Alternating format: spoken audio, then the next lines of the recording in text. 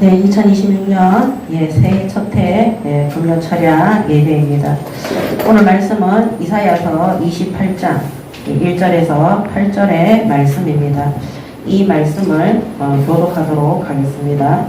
에브라임의 술 취한 자들의 교만한 면류관은 화 있을지인저 술에 빠진 자의 성 곧 영화로운 강같이 기름진 골짜기 꼭대기에 세운 성이여 세잔에 가는 꽃 같으니 화 있을진저 보라, 주께 있는 강하고 힘있는 자가 쏟아지는 우박같이 파괴하는 광풍같이 큰 물이 넘침같이 손으로 그 면류관을 땅에 던지리니 에브라임의 술 취한 자들의 교만한 면류관이 발에 밟힐 것이라. 그 기름진 골짜기 꼭대기에 있는 그의 영화가 세잔에 가는 꽃이 여름 전에 처음 익은 무화과와 같으리니 보는 자가 그것을 보고 얼른 따서 먹으리로다.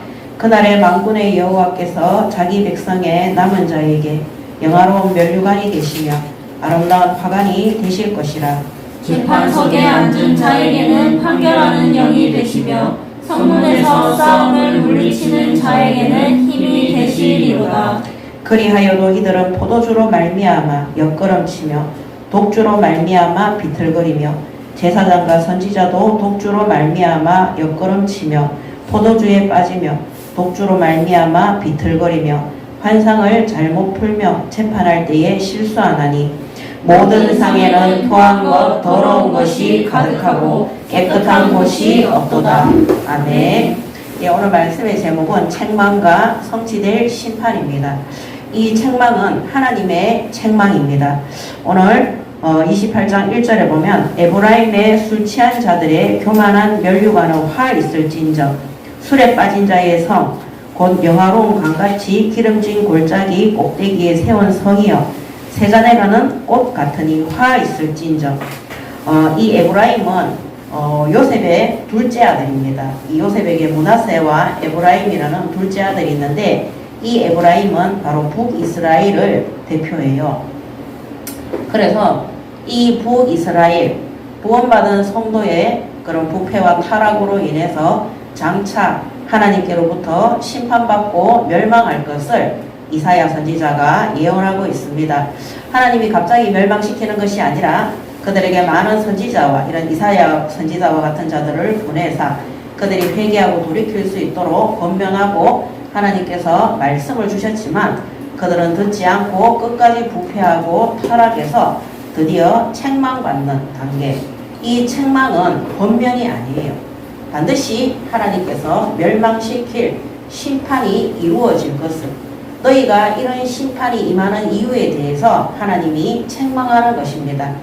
오늘 이 이사야 선지자의 이 예언의 경고의 말씀은 얼마 안 가서 결국은 아수르에 의해서 이 사마리아가 이 북이스라엘의 수도거든요. 여기에 전쟁이 일어나서 북이스라엘이 완전히 멸망하게 됩니다. 우리는 전쟁을 겪어보지 않은 세대예요. 어제 1월 1일 새해였는데 우리가 이제 KT를 쓰고 있다 보니까 한 달에 한 번 공짜로 영화를 볼 수 있어요. KT가. 어제 진짜 영화를 한 편 보고 왔어요. 제목이 뭐냐면 신의 악단이라는 그런 영화인데 제가 지난주에 12월 달에 표를 안 써서 아바타 새로 나온 거 신상 전 세계적으로 유명하다 그래서 또 그 3시간짜리를 보고 왔어요.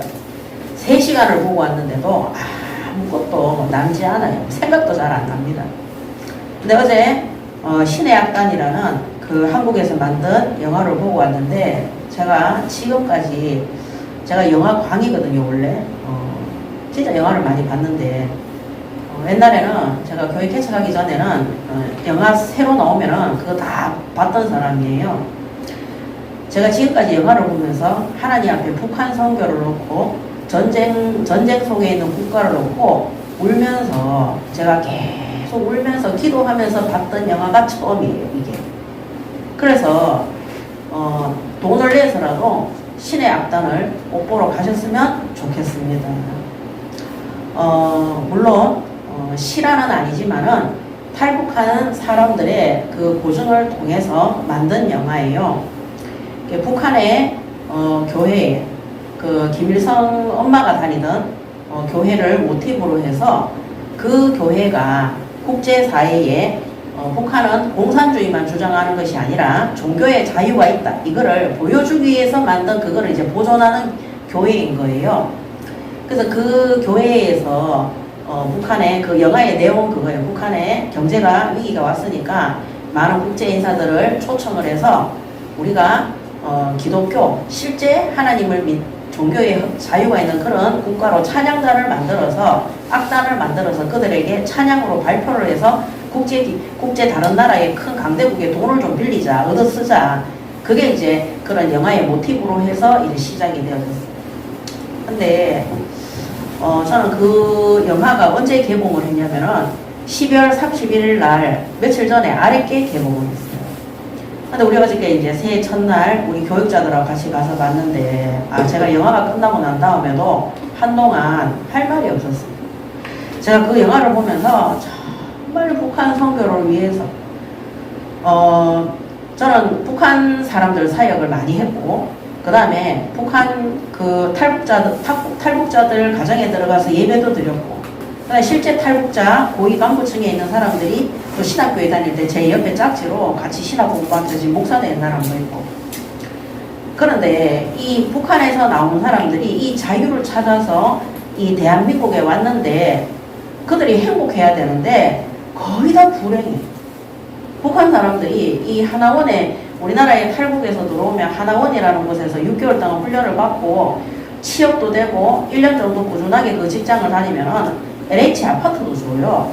그 다음에 한 번에 500만원, 1000만원도 주고 이렇게 굉장히 먹고 사는 것에 부족함이 없도록 국가에서 도와주는데도 불구하고 제가 만난 북한 사람들은 굉장히 불행하고 어렵고 뭔가에 올무에 묶여 있었어요. 근데 어제 그 영화에 보면은요, 그들이 그 기독교를 이용하기 위해서 찬양 합창단을 만들어서 그거를 해 나가는데 그들이 김일성 주체 사상을 노래하고 공산주의를 선전하던 그 입에서 돈 얻기 위해서 흉내라도 내는 그 찬양과 그 다음에 기도와 성경을 읽는데 성령이 역사하니까 뭐 영화 제가 다 얘기해주면은 재미없어서 못 볼 수도 있습니다. 근데 성령이 역사하니까요. 거기에 악한 사람들이 회개하고 돌이켜서 진짜 순교하는 것들이 나와요. 그러면서 거기에 무슨 말이 나오냐면은 이 찬양을 하는데 그들의 마음이 그 북한이라는 자체가 그 영화에도 보면은 완전히 그냥 감옥에 안 가고 아우지 탄광에 안 가도 그냥 감옥과 같은 감시 체제 속에 살아가니까 어떠한 것도 자기 의사를 표현할 수 없는 것이 북한이잖아요. 근데 이 사람들이 그런 북한에서 이 사람들이 진짜 예수 믿는 사람들이 많고 왜냐하면 이거는 무조건 그냥 만들어낸 것이 아니라 북한에서 고위 간부층에 탈북한 사람들의 고증을 통해서 실제 일어났던 간증을 통해서 실화처럼 만들어낸 작품이기 때문에 근데 이 사람들이 그 북한에서 그 영화에서 진짜 하나님의 성령이 임재하니까요 그 갇힌 장소에서 자유를 누리는 거예요. 그래서 제가 그거 보면서요 탈북자들이 대한민국에서 아무리 먹고 사는 것을 책임져주고 그 다음에 안전과 보호를 받아도 그들이 죄에 묶여있고 하나님을 떠나서 지옥 권세 아래 묶여있으니까 자유가 없는 거예요. 전부 다 감옥에 갇혀있는 거예요. 전부 다 감시받고 있는 거예요. 그래서 제가 만난 북한 사람들은 거의 다 불행했어요. 그들이 그리고 병도 정말 많아요. 북한에서 가지고 온 병들도 많지만은 이 한국에 와서 적응하는데 엄청난 스트레스 때문에 그들이 제일 많이 갖고 있는 것이 그 위암하고 췌장, 제 옆에 있는 그 북한 목사님도 췌장암 걸려가지고 막 중리사니 했었거든요.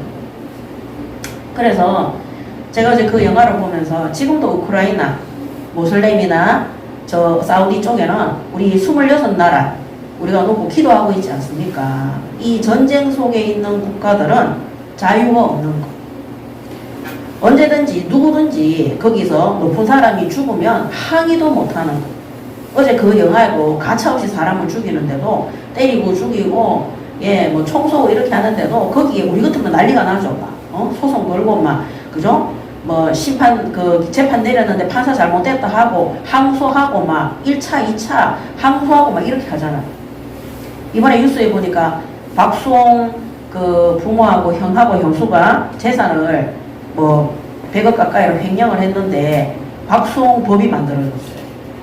전에는 재산이 부모 형제들한테 가도록 했는데 이제는 그 법이 없어지는. 그래서 박수홍법이라고 또 우리 대한민국에는요, 진짜 우리가 민주주의 국가라서 그런 거를 마음껏 죄에 대해서도 우리가 불이한 이익을 받지 않도록 자유롭게 우리가 재판에 대해서도 항의할 수 있고 자유를 누릴 수 있는 그게 우리가 민주주의 국가라서 그런 게 아니라 구원받은 하나님의 백성들이 있기 때문에 하나님의 은혜 아래 있기 때문에 이 자유와 권리가 보장이 되는 거예요. 저는 어제 그 영화 보면서 첫 번째는 북한 선교를 위해서 지금도 저렇게 성경을 필요로 하고 기도하고 있는 북한에 있는 수많은 기독교인들이 있다는 거. 거기에 대해서 하나님 앞에 정말 간절히 기도하며 제가 그 영화를 보는 시간이었고, 두 번째는 저 우크라이나와 러시아와 같은 지금도 전쟁을 일으키는 국가도 전쟁을 당한 국가도 다 불행한 거예요. 그래서 막 난민들도 생겼잖아요. 그런 국가들도 진짜 두 번째로 기도했고요. 세 번째가 뭐냐면 이 대한민국에 전쟁이 터지지 않도록 하나님의 은혜와 하나님의 이 긍휼하심이 없으면은 만약에 정말 이 교회와 그리스도인들이 부패하고 타락해서 이 하나님의 심판과 멸망 속에 들어가면 지금껏 우리가 누리고 우리가 가졌던 이 모든 것들이 다 사라지고 없어져요. 그래서 그 보니까 그게 출연했는 전부 다 배우들이 기독교인이라고 하더라고요. 제가 어제 은혜를 받은 게 아니라 정말 이 영화를 보면서 지금까지 제가 눈물을 흘리면서 1시간 40분 동안 계속 기도하면서 전도와 선교를 놓고 기도하게 한 영화는 그게 처음이었어요.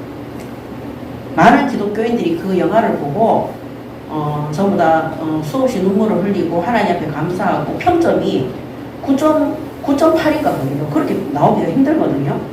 불신자들은 뭐라고 얘기하냐. 너무 감동받았다. 인간과 휴머니즘이 너무 크다.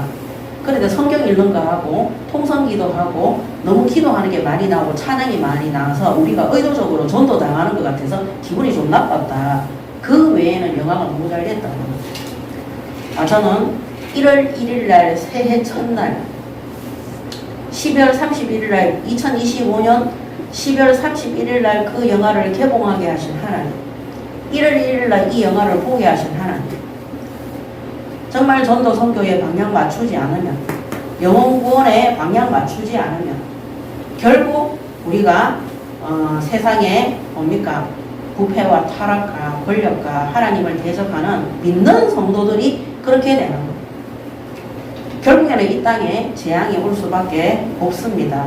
전에도 한번 말씀드렸는데 제가 북한 선교국에 가서, 왜냐면 제가 그 사역했던 사람들이 북한 사람들이 많이 있었기 때문에 북한 선교국에 가서 기도 모임에 참석하는데 그 한국에서 선교국을 담당하고 있는 목사님이 회개 기도를 정말 많이 시켰어요. 근데 그 회개 기도의 주제가 뭐였냐면요, 저 평양의 교회와 목사들이 그때 신사참배했다는, 일제시대 때 교회가 신사참배했어요. 교회가 우상숭배한 거예요. 거기에 앞장선 사람들이 누구냐? 목사와 장로들과 성도들입니다.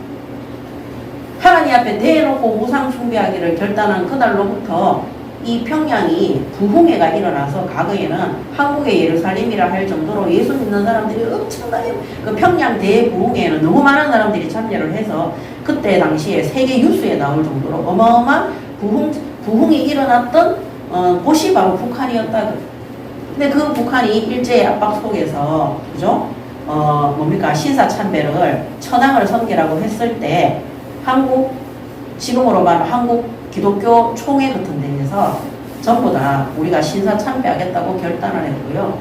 거기에 주기철 목사님 이런 분들은 결코 하지 않겠다 해서 다 순교했지 않습니까? 그래서 북한에 공산주의가 들어오게 된 그 이유가 교회가 하나님 앞에 우상숭배했기 때문에, 교회가 하나님 앞에 신사참배를 하겠다고 목사와 장로들과 성도들이 했기 때문에 그 심판의 결과로 그렇게 됐다고 말하면서 북한 선교국 목사님이 막 우리 갈 때마다 그 회개 기도했어요. 그래서 제가 저는 그런 기도는 안 해봤거든요. 그냥 북한 선교를 위해서 기도했지, 북한이 우상 숭배와 김일성을 숭배하고 그 다음에 공산주의 사상 이념 교육을 아주 숭배하는 그거 놓고 제가 회개 기도했지, 그 신사 참배로 인한 우상 숭배의 결과로 인해서 그 김일성대로부터 3, 4대까지 멸망하고 있는 그게 대해서 김일성, 김정일, 지금 김정은 3대잖아요. 거기에 대해서는 회개한 적이 없었어요. 그래서 제가 거기 갔다 오고 나서 야, 너무 충격받았어요. 그렇구나. 교회가 우상 숭배할 때, 목회자와 성도들이 우상 숭배하는 것을 결단했을 때 국가에 재앙이 오고 멸망이 오는구나. 하나님이 그 목사님과 그 북한 선교국 단체에 그것이 재앙이고 멸망이고 심판이라는 것을 하나님이 알게 하십니다. 그래서 오늘 금요 철야 예배 때 우리가 정말 나라와 민족과 국가를 위해 또 선교를 위해서 기도하는데 무엇보다도 한국교회, 세계교회가 하나님 앞에 우상 숭배하면 안 됩니다. 최고의 우상 숭배가 뭐냐? 인간의 타락입니다. 인간이 교만해서 하나님처럼 높아지, 육신과 세상과 정욕과 타락, 그것 때문에 완전히 하나님을 대적하는 그 사탄처럼 하나님의 자리에 높아지고자 했던 그것이 바로 인류의 타락입니다. 그래서 정말 이 대한민국이 북한에 김정은이가 돌아서 전쟁을 일으키는 것이 아니라 한국교회와 또 구원받은 성도들이 하나님 보시, 우리가 하나님의 말씀에 불순종하고 하나님의 말씀보다 세상의 것들, 물질과 성공과 세상의 말, 하나님 말씀 아닌 것, 다른 것들을 사랑하고 거기를 숭배하고 그것을 따라갈 때 심판과 재앙이 오는 것입니다. 그래서 오늘 하나님은 갑자기 재앙을 내리는 것이 아니라 반드시 이때 구약시대에는 이런 선지자들을 통해서, 신약시대 이후에 현세에는 성경을 통해서 주의 종들, 목회자와 이런 교역자들을 세워서 하나님의 말씀이 성경을 통해서 이런 멸망을, 심판을 예언하고 있습니다. 그래서 하나님의 책망과 심판에 대해서 예언되어져 있습니다. 심판을 예언합니다.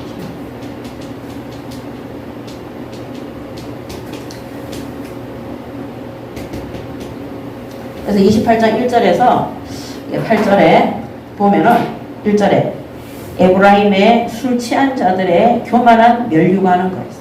아까 말씀드린 것처럼 이 에브라임은 북이스라엘을 얘기합니다. 사마리아를 얘기합니다. 그래서 이 북이스라엘 수도가 사마리아인데 아수르가 사마리아에 쳐들어오거든요. 자, 그러면서 저 술에 빠진 자의 성, 곧 영화로운 강같이 기름진 골짜기 꼭대기에 세운 성이며 세잔에 가는 꽃 같으니 화 있을 진정. 보라, 죽게 있는 강하고 힘있는 자가 쏟아지는 우박같이 파괴하는 강풍같이 큰 물이 넘친같이 손으로 그 멸류관을 땅에 던지니. 이 멸류관은요, 구원받은 성도들이 가지고 있는 강하고 힘있는 자가 누구냐? 아수르예요. 구원받은 성도가 이 북이스라엘이 사마리아 땅이 하나님 앞에 택함을 입은 백성들이에요. 오늘 현세로 말하면 교회가, 구원받은 성도들이 아수르에 의해서 멸망될 것을 예언하고 있습니다. 아수르. 강하고 힘있는 아수르에 의해 북이스라엘이 멸망될 것을 예언하고 있습니다. 이 예언 그대로 BC 722년에 아수르가 침략해서 이제 멸망하게 되는 거죠. 오늘 이 28장은 멸망하기 1-2년 전에 이사야 선지자가 이제 마지막 경고로 이렇게 전달을 한 것입니다. 자, 그러면서 이들의 멸망의 이유가 뭐냐? 사치와 교만과 술과 향락과 그 다음에 뭡니까? 거기에 완전히 취한 거예요. 세상과 물질과 정욕과 부패와 타락에 완전히 취한 겁니다. 그래서 3절에 보면 에브라임의 술 취한 자들의 교만한 멸류관이 발에 밟힐 것이다. 예, 구원받은 목사, 중직자, 성도, 주일학교 학생들이 완전히 술 취한 거예요. 세상의 정욕과 타락 속에 들어간 거예요. 4절에 그 기름진 골짜기 꼭대기에 있는 그의 영화가 세잔에 가는 꽃이 여름전에 처음 익은 무화과와 같으리니 보는 자가 그것을 보고 얼른 따서 먹으리라. 그래서 사치와 교만과 술과 향락에 취해서 취해 있는 북이스라엘이다. 그런데 이때 당시에 1, 2년 전에 예언했다 그랬잖아요. 이때 아수르의 왕이 전쟁을 준비하고 있었어요. 근데 이스라엘이 알고 있었어요. 찾아보니까 이스라엘이 알고 있었더라고요. 근데 제가 이거 보면 우리나라하고 똑같은 거. 우리나라 전시사항 속에 있잖아요. 우리나라는 전쟁 국가예요. 지금 전시 속에 있어요. 그런데 뭐 하느냐, 치장하고 먹고 마시고 사치하고 향락하는 이 북이스라엘이 아수르가 전쟁 도발국이었어요. 이 속에 있다는 것을 알고 있었어요. 알고 있어요. 그런데도 불구하고 교만하고 사치하고 향락하고 그 다음에 술과 방탕과 이런 쾌락에 빠져 있었어요. 이 북이스라엘. 저는 이 교회예요, 교회. 그 우리 한국 교회가요, 이렇게 있으면 안 되는 거예요.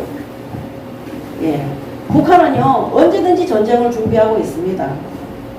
저는 그 영합이 없는 사람은 저한테 얘기하세요. 대줄 테니까. 꼭 가서 보셨으면 좋겠어요. 얼마나 우리가 하나님의 은혜 아래 언제든지 가서 예배 드릴 수 있고, 언제든지 가서 기도할 수 있고, 언제든지 말씀 들을 수 있고, 또 하나님이 우리와 함께하는 이 임마누엘의 비밀을. 근데 거기서는요, 정말 뭐 예수 믿는 거 성경책 지키려다가 죽는 사람도 거기 나와요. 저만 온 게 아니라 우리 같은 교육자들이 다 그 극장에 앉은 사람들이 다 울었어. 그 예배 마치고 가는데 4시 거는요 만석이 돼가 오늘 가지도 못해서 얼마나 많은 불신자들하고 기독교인들이 31일 날 며칠 전에 오픈했는데 다 찼어요.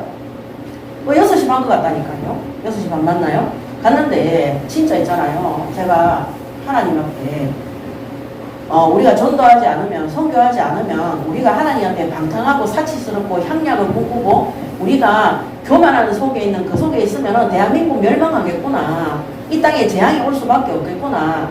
우리가 이제 먹고 마시고 사는 하나님이 우리에게 학교를 보내주고 직장을 보내주고 우리에게 월급을 주고 이런 모든 것들의 기준이 이 속에 들어가 있으면 멸망할 수밖에 없겠구나. 정말 정신 차려야 되고 진짜 하나님 앞에 엎드려서 나라와 민족과 국가와 세계 선교를 위해서 끝까지 붙잡고 하나님 앞에 기도해야 되고, 그 다음에 기도뿐만 아니라 이런 우리의 교만한 자리에서 완전히 내려와야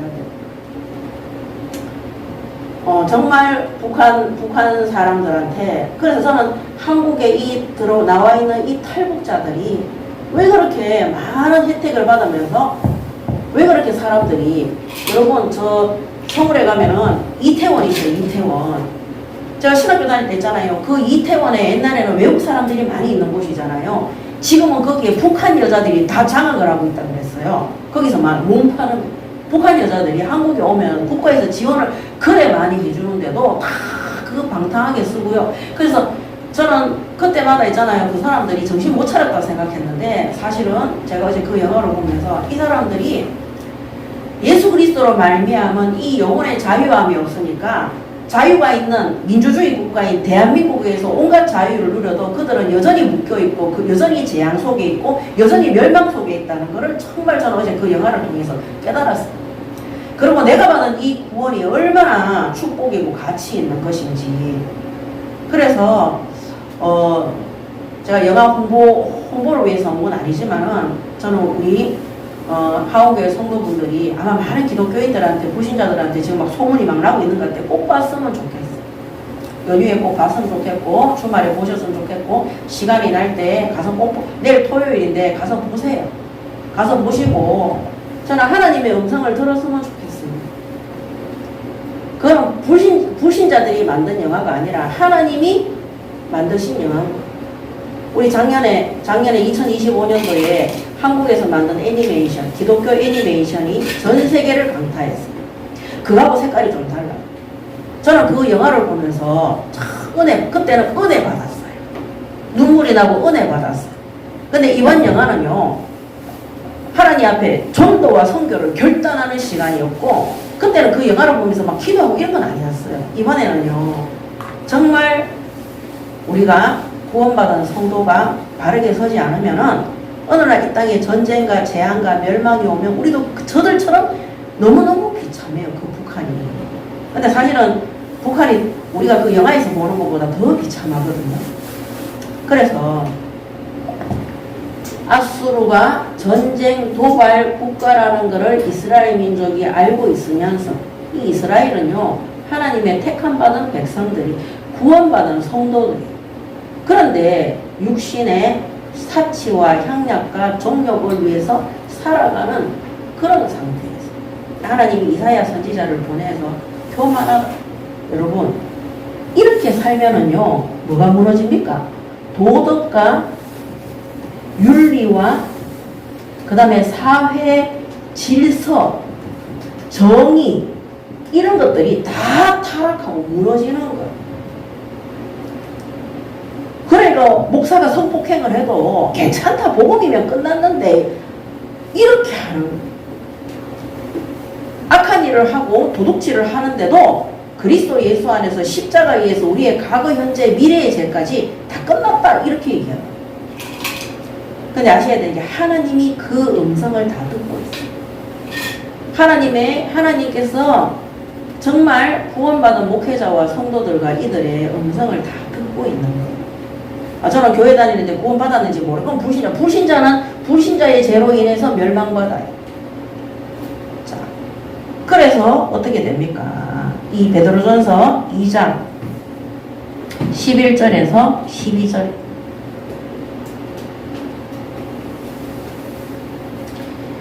2장 11절에서 12절에 보면, 이제 내가 너를 위하여 저 상한 갈대 지팡이 애굽을 의뢰하노다.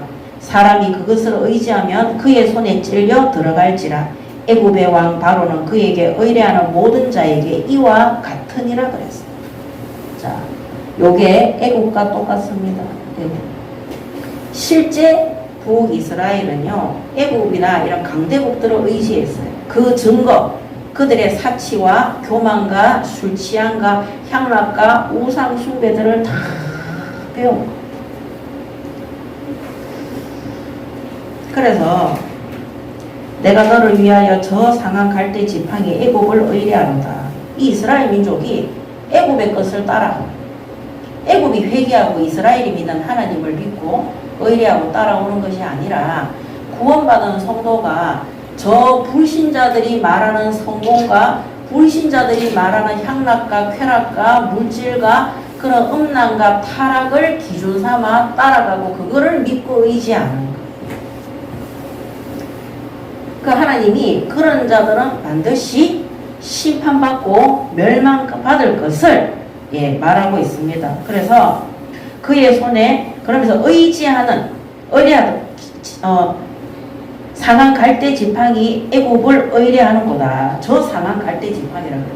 불신자들의 성공, 불신자들이 누리는 향락과 교만, 그거 다 상한 갈대라 그랬어. 그 애굽을 의뢰하도다. 너희들이 그거를 믿고 의지하지, 사람이 그것을 의지하면 그의 손에 찔려 들어갈지라.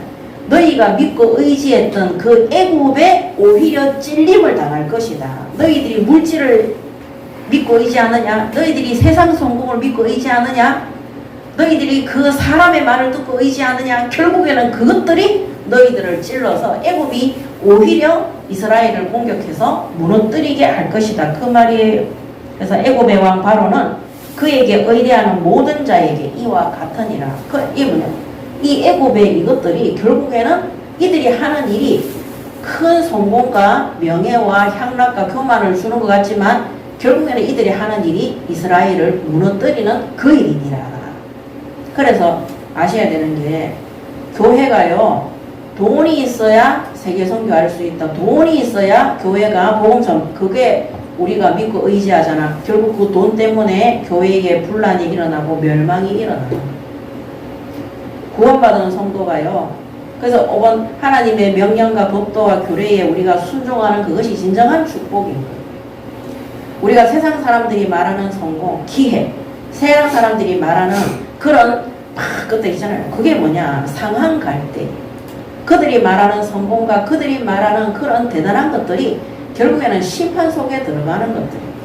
믿고 의지했던 그것들이 무너지는 어느 날 우리도 같이 찔림을 당한다는 그 말입니다.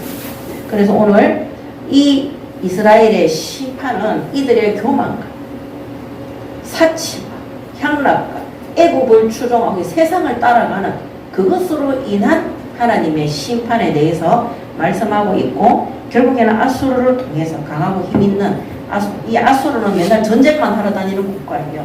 그들을 통해서 이 이스라엘 민족이 722년에 북이스라엘의 사마리아 땅이 전쟁이 되면 어떻게 됩니까? 포로로 속국으로 수많은 고통 속에 들어가는 거죠.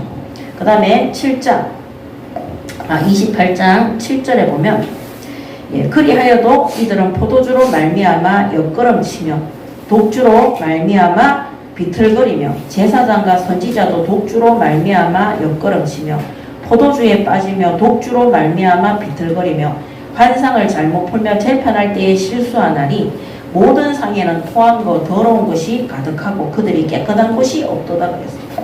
자, 이 지도자들에 대한 경고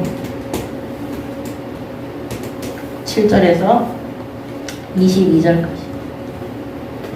그래서 방금 읽었던 것처럼 포도주로 말미암아 옆걸음치고 독주로 말미암아 비틀거리고 제사장 선지자도 독주로 말미암아 그 다음에 옆으로 옆걸음치고 포도주에 빠지고 독주로 말미암아 뭐 환상을 잘못 풀며 재판을 한마디로 이 뭡니까? 이 지도자들 종교 지도자들에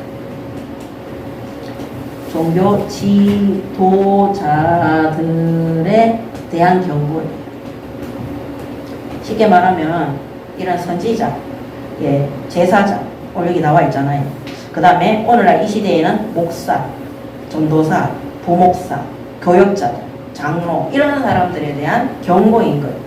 모든 술 취해가지고요 토하고 그들의 상에는 더러운 것으로 가득하다는. 그러면서 9절에 그들이 이르기를 그가 누구에게 지식을 가리키며 누구에게 도를 전하여 깨닫게 하다는가? 저 떨어져 품을 떠난 자들에게 하려는가? 대저 경계에 경계를 더하여 경계에 경계를 더하며 교훈에 교훈을 더하며 교훈에 교훈을 더하되 여기서도 조금 저기서도 조금 하는구나 하는도다. 그들이 누구냐? 이런 종교 지도자들이 이 선지자나 이런 제사장들이 그가 누구냐면 이사야 선지자에게 이런 종교 지도자들이 부패하고 술 취하고 타락했을 뿐만 아니라 이사야를 지적하는 거예요. 이사야한테 네가 누구한테 지식을 가르치고 누구한테 도를 전하고 깨닫게 저 떨어져 나가 어린애들한테 그렇게 한다고 네가 말씀 전달하냐? 이러면서 비아냥거리는 거예요. 한마디로 하나님의 거룩한 말씀을 심부름하는 이사야 선지자를 비난하고 그다음 그 말씀을 이사야 선지자가 하나님의 말씀에 그 예언하고 대언하는 그 말씀을 뭐합니까? 조롱하는 거예요. 더 쉽게 말하면요. 부패하고 술 취하고 타락한 종교 지도자들이 우리가 성경대로 말씀대로 말하면 그거 틀렸다고 얘기하는 거예요. 우리가 그런 단체 봤잖아요. 그런 교회 많습니다. 자기의 죄를, 자기의 술 취함을 합리화하기 위해서, 자신의 방탕을 합리화하기 위해서 성경 그대로 얘기하면 그거는 구약이지 않느냐, 그거는 신약시대지 않느냐, 그거는 오늘날 이 시대하고는 맞지 않다 이렇게 하면서 네 지금 누구를, 내가 지금 목사인데 내가 교회 장로인데 네가 누구를 가르치려고 하느냐, 다 이렇게 얘기합니다. 하나님 말씀 성경 그대로 얘기하는데, 그래서 이 종교 지도자들이 뭡니까? 하나님의 말씀 전달하는 이 선지자들을 대적하는, 하나님 말씀 대적하는. 그들은 뭡니까? 술 취하? 막 어떻게 됩니까? 이 독주, 포도주에 빠져가지고 막 한상을 잘못 풀면 헛소리 막 하는 거예요. 말씀 비틀거린다 그랬어. 그래서 방탕하고 혼미하고 하나님 더 이상 하나님의 말씀도 안 주는 거죠. 성령의 역사도 없는 것이죠. 이들에 대한 경고, 이들에 대한 책임이 너무나 큽니다. 그러면서 11절에 그러므로 더듬는 입술과 다른 반언으로 그가 이 백성에게 말씀하시리라. 전에 그들에게 이르시기를 이것이 너희 안식이요 이것이 너희 상쾌함이니 너희는 곤비한 자에게 안식을 주라 하였으나 그들이 듣지 아니하였으므로 13절에 여호와께서 그들에게 말씀하시되 경계에 경계를 다하여 경계에 경계를 다하며 교훈에 교훈을 다하며 교훈에 교훈을 다하고 여기서도 조금 저기서도 조금 하사 그들이 가다가 뒤로 넘어져 부러지며 걸리며 붙잡히게 하시리라. 결국 그들이 말했는 그 모든 것들에 하나님이 하나도 놓치지 않고 부서뜨리고 넘어지게 하고 무너지게 하는 것을 말씀하고 계시는 겁니다.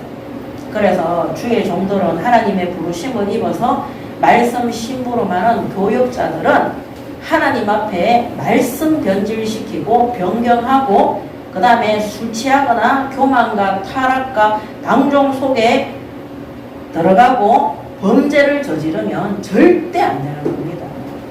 여러분 TV에 보면은요 불신자 연예인들이 도박이나 나쁜 짓을 하잖아요. 그 뭡니까 이번에 뭐 박나래 뭐부터 시작해가 전부 다 그 방송에서 나와야 다 내려와요. 그리고 3년에서 긴 거는 10년까지 출연도 안 합니다. 근데 너무 뻔뻔한 게 기독교 종교 지도자들. 그들은 도둑질과 음행과 타락과 부패 속에 있으면서도요. 지금도 뭐합니까? 교회 세워서 메시지하고 있어요. 제가 어제 희한한 거 봤어요. 저 대구에 가면은요. 땡땡 자락방 하는 교회에 있어요. 마가. 근데 거기 목사님이요. 아들 둘이가 죽었어요. 근데 그 아들이 둘이가 죽기 전에요. 그것도 미국에 보내가지고 아이 둘이가 자살 시도를 하는데도 한국에 데려와서 돌보지 않고 끝까지 미국 보내가 하나는 약을 먹고 죽고 하나는 뛰어내려서 죽었어요. 17살, 19살 청소년들 때. 그런데 이미 그 전에 내연녀가 있고 혼외자가 있어가지고 이혼을 하고 교회에서 방출당했어요. 우리가 한 달도 6개월도 반성하지 않고요. 바로 쫓겨난 그 교회 바로 옆에다 교회 개척했어요. 지금 하고 있어요. 근데 이번에 뭐라고 메시지 했는 줄 아세요? 제가 몇 년 전에 그런 거 했다. 뭐 어떡할 건데 이런 메시지. 저 그거 봤어요. 영상이 올라와 있어요.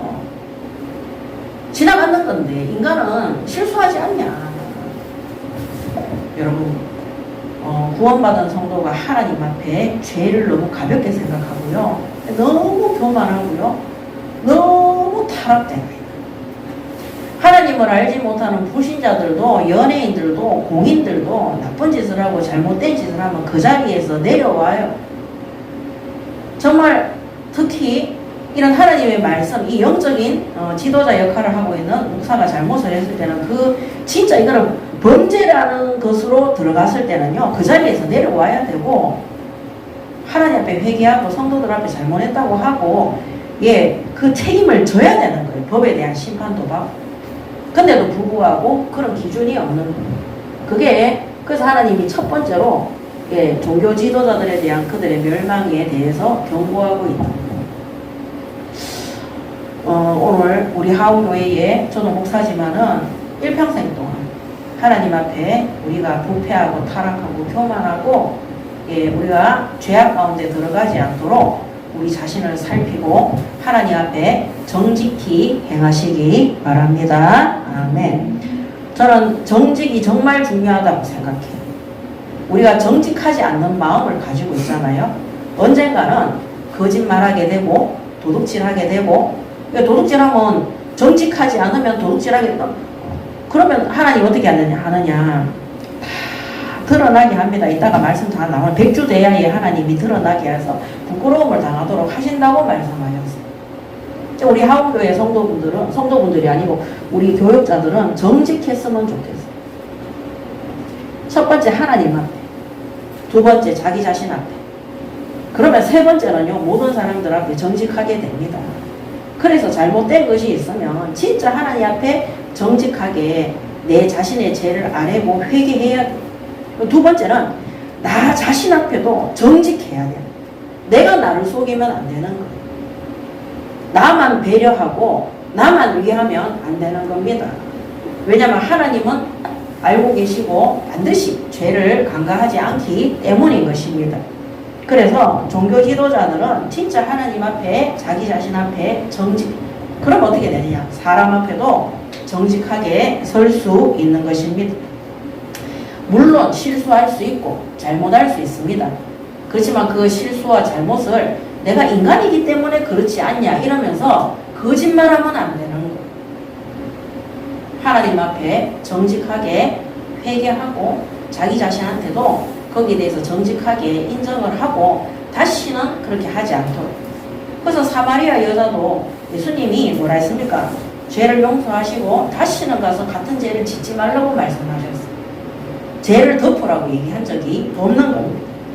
자, 그 다음에 두 번째는 정치 지도자들에 대한 경고.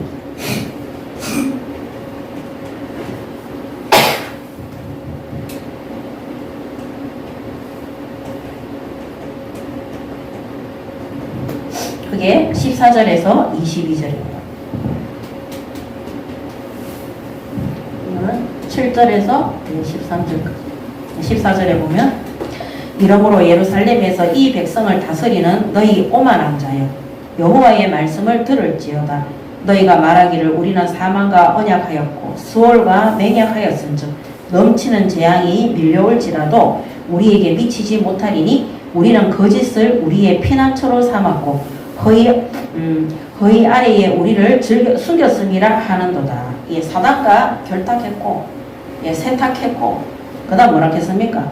예, 서울과 지옥과 맹세했다. 재앙이 밀려와도 우리에게 미치지 못하고 우리는 거짓을 우리의 거짓말하는 거를, 그래서 정치인들이 그래서 그 거짓말을 잘하는가 봐요. 그래서 거짓을 우리의 피난처로 삼았고 그 다음에 허위 아래에 우리를 숨겼음이라 했습니다. 그러므로 주 여호와께서 이같이 이르시되 보라 내가 한도를 시온에도 기초를 삼았노니 곧 시험한 것들이요 귀하고 견고한 기초돌이라. 그것을 믿는 이는 다급하게 되지 아니하리로다.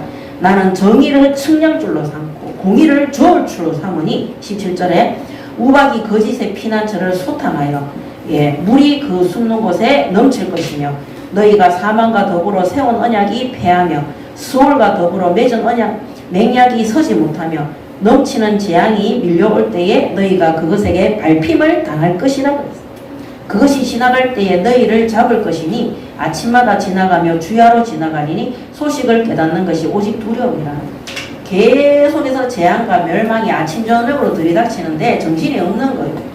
그들이 믿었던 지옥, 그들이 믿었던 사탄의 권세, 그들이 믿었던 부귀영화, 하나님 대적하는 모든 것들을 하나님께서 완전히 멸망시킬 것을 말씀하고 계십니다. 침상이 짧아서 능히 몸을 펴지 못하며 이불이 좁아서 능히 몸을 싸지 못한가 같으니라 하시니라. 그래서 이 말은 뭐냐, 하나님의 능력이 아니고서는 너희의 그 잘못된 것들을 용서해 줄 자가 없느니라. 하나님 용서 안 해준다는 거예요. 그 다음에 대저 여호와께서 불화심 산에서와 같이 일어나시며 기브온 골짜기에서 같이 진노하사 자기의 일을 행하시리니 그의 일이 비상할 것이며 자기의 사역을 이루시니니 그의 사역이 가야 할 것임이니라. 그래서 하나님의 이 사역은 계속해서 이 심판은 끝까지 이루어질 것을 말씀하고 계십니다. 그래서 14장 22절에 그러므로 너희는 오만한 자가 되지 말라. 너희 결박이 단단해질까 하노라. 대저 온 땅을 멸망시키기로 작정하신 것을 내가 만군의 주 여호와께로부터 들었느니라. 아멘. 그래서 결국 그들의 멸망을 예언하셨어요. 이게 28장 22절입니다.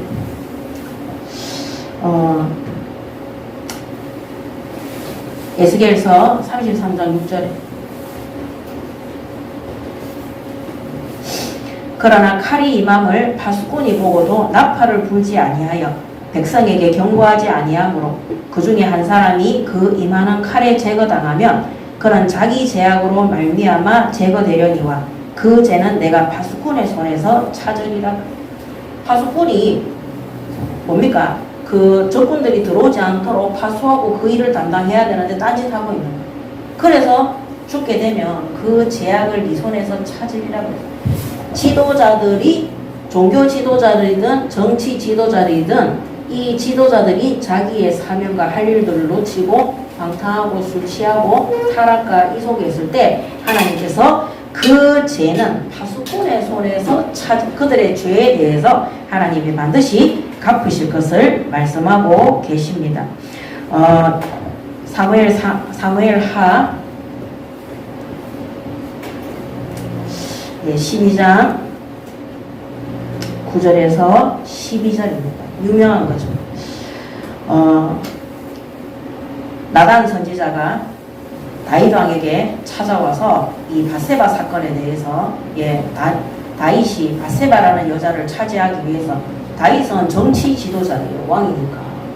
그런데 우리아 장군을 죽였어요.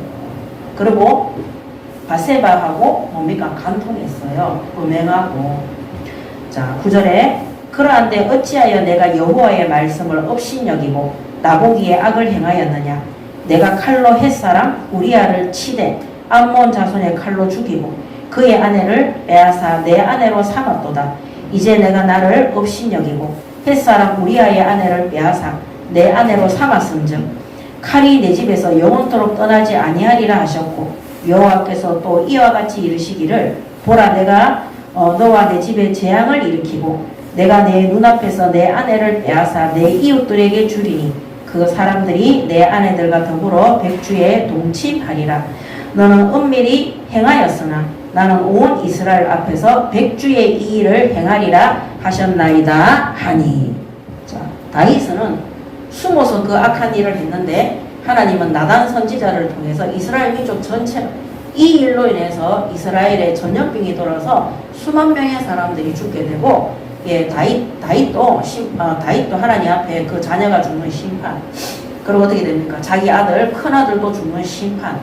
하나님이 엄청난 죄에 대한 값을 치르도록 역사하는 것입니다. 그래서 특히 이 종교 이런 나라의 지도자 역할을 맡고 있는 사람들이 사실은 불신자라 할지라도 그들이 하나님 보시기에 악행을 행했을 때 하나님이 그 죄를 다 찾아내서요 하나님께서 심판한다는 사실을 아셔야 되는 것입니다.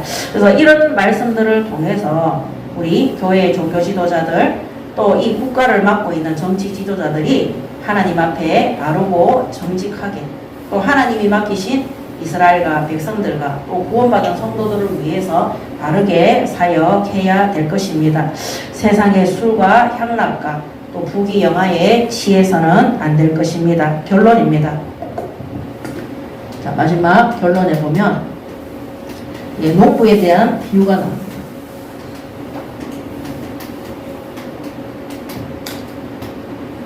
23절에서 29절. 자, 첫 번째 28장 5절 6절. 5절에 보면 그날에 만군의 여호와께서 자기 백성의 남은 자에게 영화로운 멸류관이 되시며 아름다운 화관이 되실 것이라.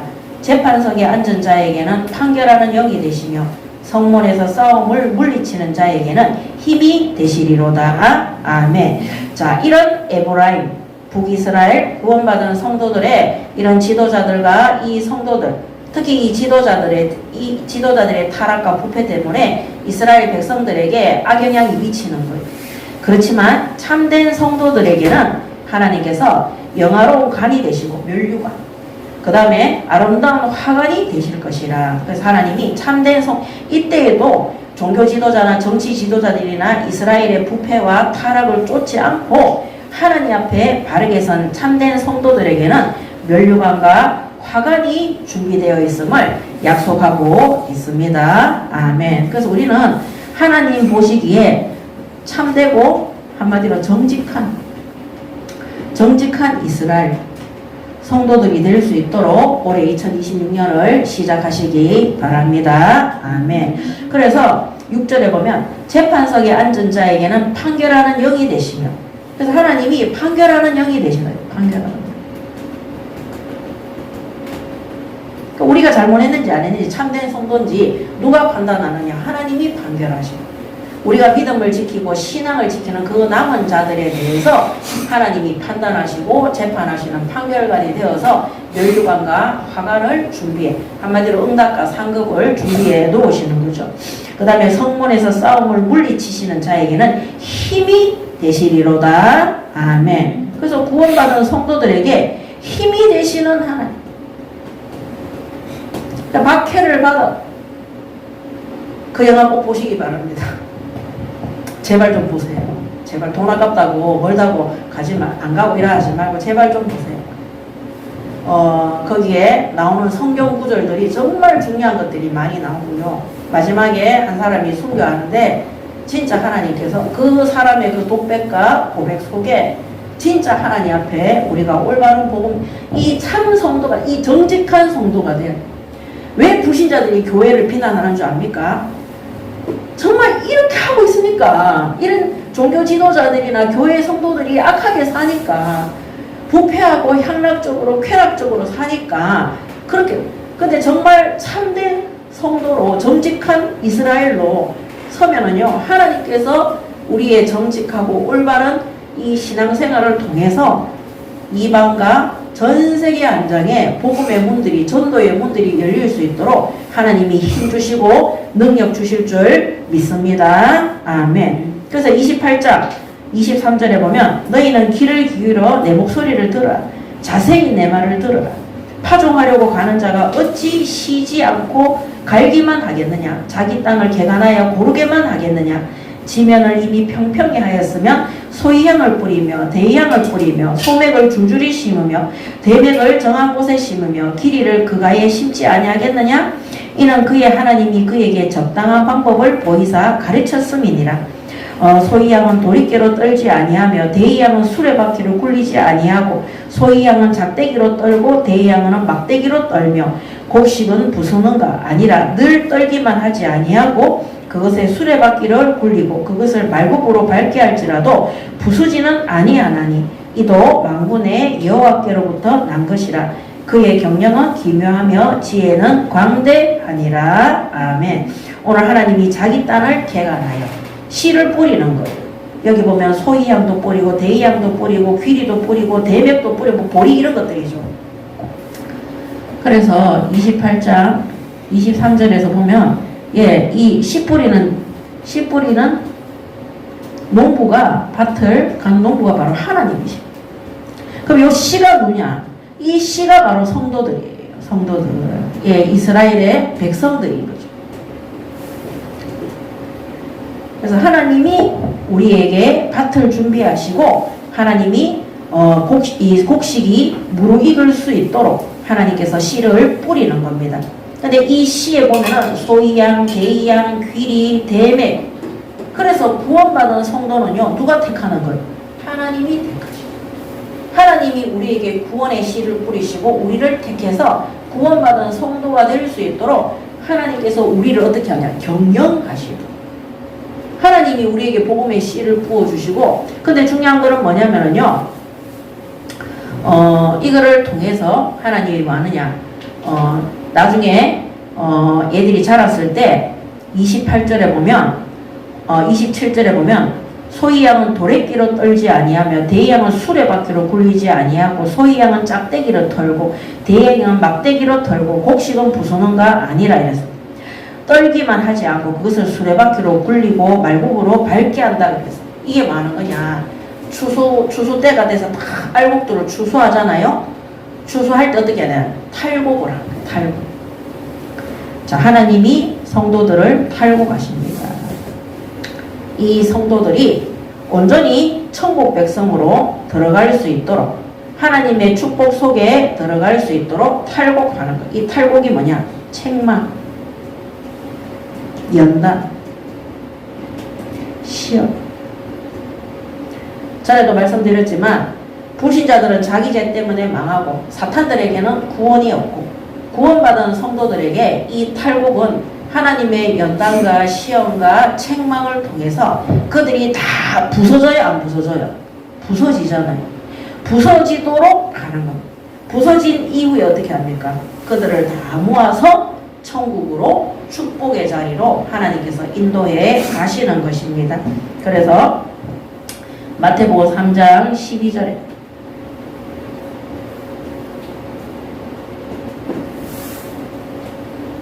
그 다음에 또 마태복음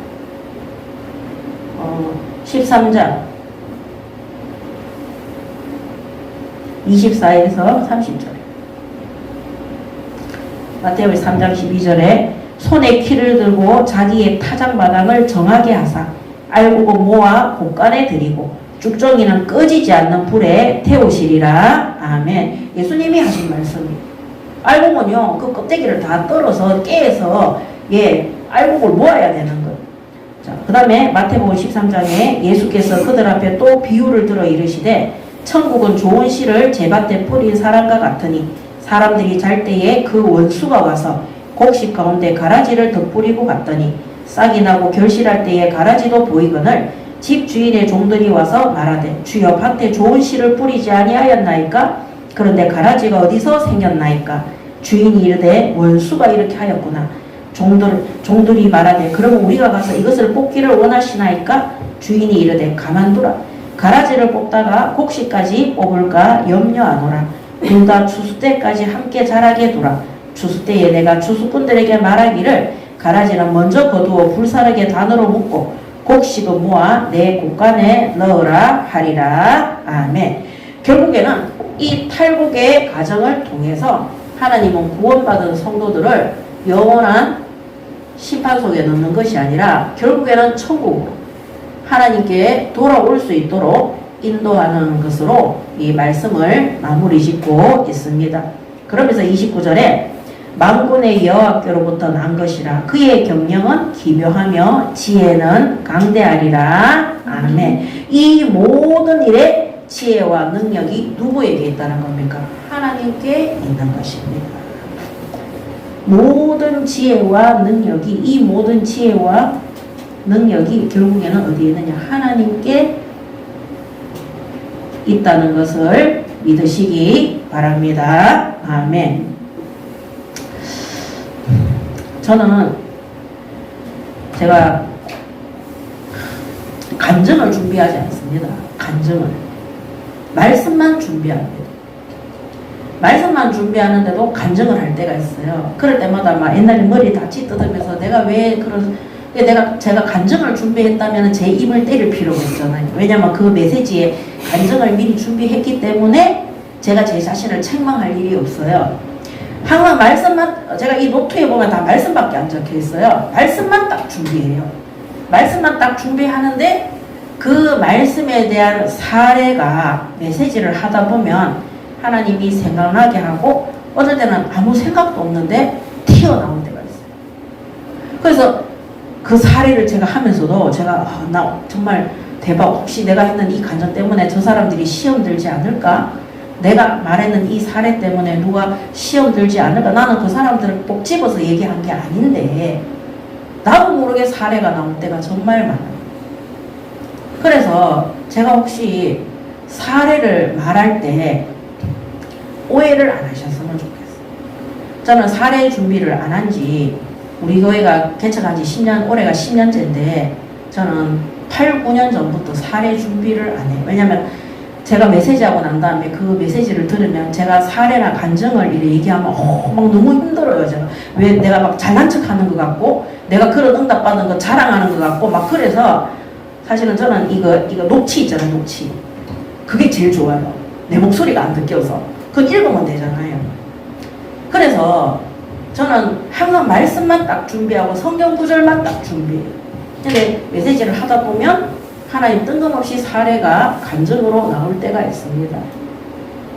그래서 오늘도 사실 이제 영화는 제가 보라고 권면하려고 그랬어요. 그 영화는 제가 너무 은혜를 받았기 때문에.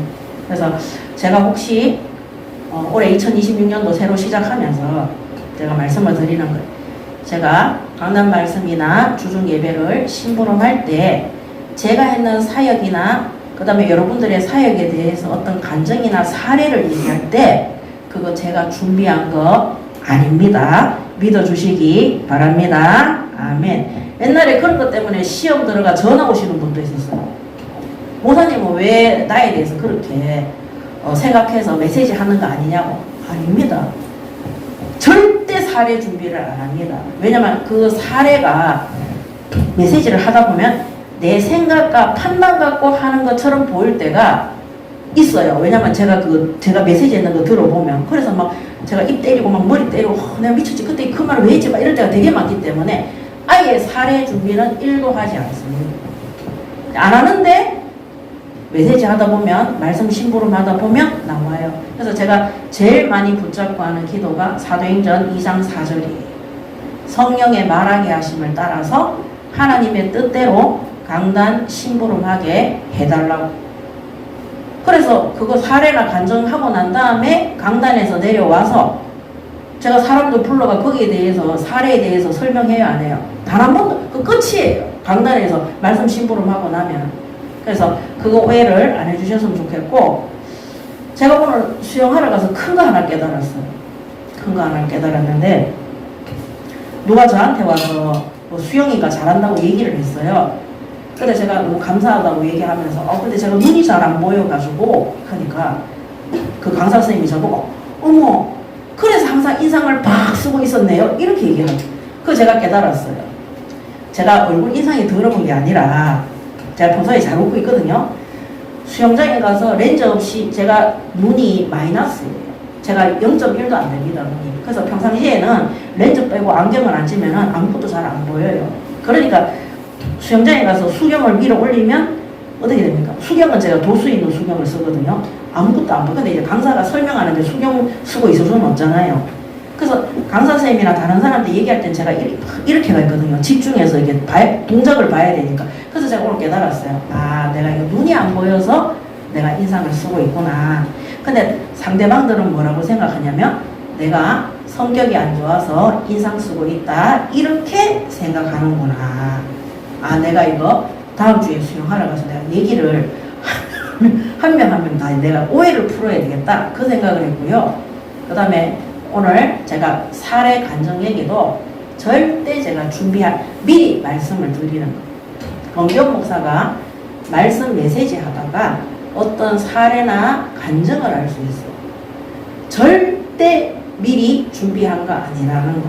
그러니까 저는 하나님이 저에게 그거 말하게 하시고 생각나게 하시고 인도받게 한다는 거 확신합니다. 아멘. 왜냐면 아무 생각 없어. 말씀만 준비했는데 그게 뇌를 거치지 않고 입에서 바로 나올 때가 너무 많기 때문에 진짜 제가 오늘 정직해야 된다고 했잖아요. 정직.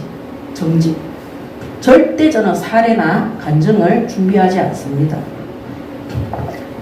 오셔서 제 노트 검사해 보시면 됩니다. 그럼 뭐 사례 1, 2, 1 하나도 없어. 다 말씀밖에 없어요. 그래서 오해하지 말라고. 그래서 제가 오늘 인상 쓰는 것도 지난번 제가 얘기했잖아요. 사람들이 저보고 좀 웃으라 한다고. 수영하러 가서 난 내가 눈이 나쁘니까 내가 인상 쓰고 있었는데 이걸 사람들이 내가 얼굴 표정이 안 좋다고 그렇게 생각. 그걸 제가 오늘 깨달았다니까요. 그래서 사람들이 제가 강단에서 말씀할 때, 메시지 전달할 때 그 메시지에 맞는 사례와 간증을 준비해서 그렇게 빗대서 얘기한다 이렇게 생각할까봐. 근데 절대 그렇지 않다. 그런 적 있잖아요. 솔직히 말하면은 이 말씀 준비했는데 학원에 어떤 학생들한테 아이들한테 교회에 와서 예배 드릴 수 있도록 그렇게 해주셔야 됩니다. 그 학원에 이런 사례가 있어요. 그런 얘기 하잖아요. 그것도 준비한 거 아닙니다. 솔직하게 말하면 그런 거 준비 하나도 안 합니다. 안 쓰여 있어요. 준비할 생각도 없었고 항상 기도하는 게 뭐냐? 말씀 그대로만 전달하게 해달라.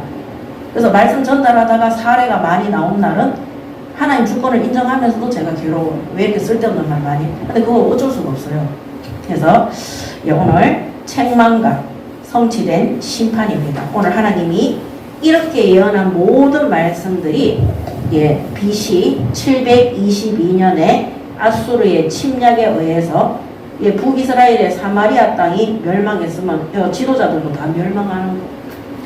오늘 하나님 앞에 한국교회, 세계교회, 우리 하원교회가 진짜 정직하게, 바르게 세상의 부패와 타락과 세상의 말과 성공자들의 그런 뭐라 그랬습니까? 상한 갈대라 그랬어요. 애굽이. 그때 당시에 애굽이 엄청난 번영된 국가. 그런데도 하나님은 상한 갈대국이라 그랬어요. 그런 세상 사람들의 성공과 있어 보이는 그런 말에 현혹되지 말고 하나님의 말씀, 명령과 구례와 법도를 언제까지? 그리스도 예수의 날까지 우리가 지키고 순종하는 하원교회가 되시기 바랍니다. 또 그런 한국교회, 세계교회가 되어서 우리나라와 전 세계에 전쟁이 일어나지 않고 이 천국복음이 전파되어져서 그들의 영혼이 자유함을 받고 그들의 삶이 우리나라가 이 기독교 국가가 됐기 때문에 이 교회가 너무 많고 예수 믿는 사람이 너무 많기 때문에 이 자유와 이 모든 공의와 이 모든 사회의 질서들이 유지가 되는 것입니다. 그 영화 제목이 뭐라고요? 신의 악단이. 정말 꼭 보셔서 왜 저 북한에 공의가 없고 정의가 없고 법이 없고 왜 자유가 없고 왜 그런 고통 속에 있는지 꼭 보시기 바랍니다. 기도하겠습니다. 하나님 은혜를 감사합니다. 오늘 우리를 구원하여 주시고 하나님의 자녀 되게 하시고 또 교회로 성전 삼아 주시고 또 하나님의 말씀을 통해서 하나님의 소명과 사명과 천명 속에 하나님 나라 일을 위해서 심부름하는 직분받은 자로 또 하나님께서 맡겨주신 지역에 올바른 복음 전파하는 교회로 세워주심을 감사합니다.